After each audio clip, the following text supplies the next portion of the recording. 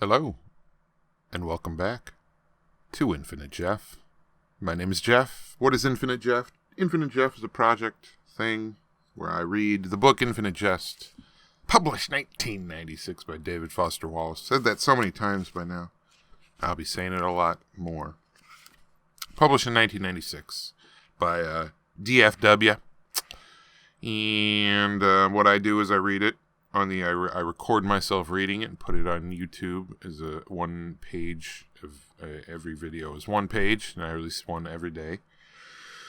And we're on page number 55 of Infinite Jest, which is a good spot to be at, I guess. But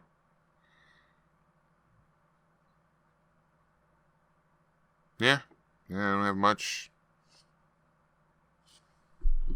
else to add. Let's see, I'm kind of waiting for some things to download, so one's like 10 gigs though, so it's going to be a while, but the other one is only 73% of the way done. It's about a gig. They're FLACs. I didn't want FLACs.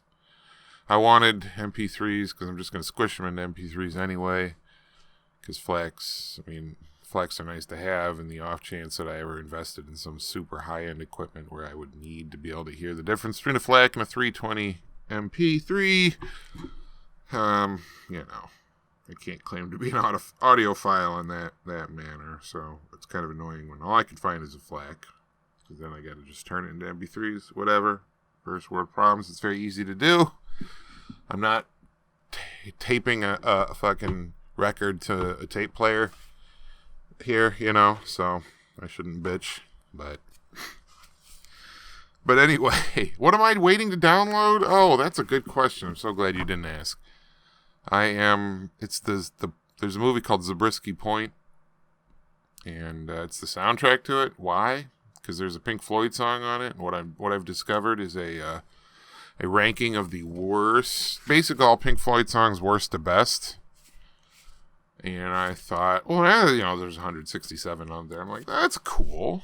I'm gonna listen to them, worst to best, get the shit out of the way, and see how their flow goes. And but there's a couple of things on there that I don't already have the MP3s of, so I have to torrent them. And one of them is the Zabriskie Point soundtrack. Another one is the Dark Side of the Moon Immersion box set, which is this big multi-disc box set with a bunch of demos and shit from Dark Side of the Moon. And so I need a song, or at least a couple songs off of that. Had to download Endless River, which is their 2014 album, which I've never listened to. I can't really even say I've listened to the Division Bell, which was their 94 album, which was their one previous. Neither are really Pink. Everything I've heard of post Roger Waters Pink Floyd has been okay and pretty, but not compelling. But doing this, because I'm going to actually make a playlist in iTunes and then listen to it sequentially. So I will be exposed to all that stuff. So maybe it's not the best way to do it, but I don't care. I can listen to Pink Floyd however the fuck I want. How about that? How about that, people? That's right. I'm a rebel.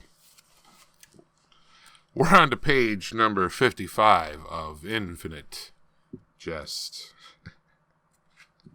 Be assigned by Coach Shit, and that's SCHITT, but still shit.